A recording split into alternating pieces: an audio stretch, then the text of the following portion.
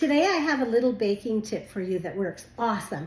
Do you ever go into your brown sugar, your bag of brown sugar, and it's hard like a rock and you think to yourself, that's it, it's wasted. I've got to get new brown sugar. It is not wasted. A little trick is you cut a slice of apple. It has to be cut.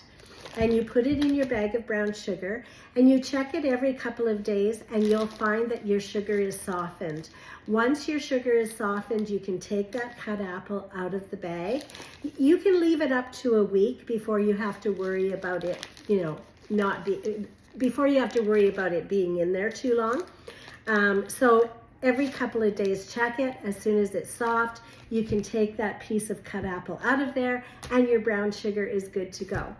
One of my favorite things, baking tips and cooking tips to make your life easier, and you have a great day.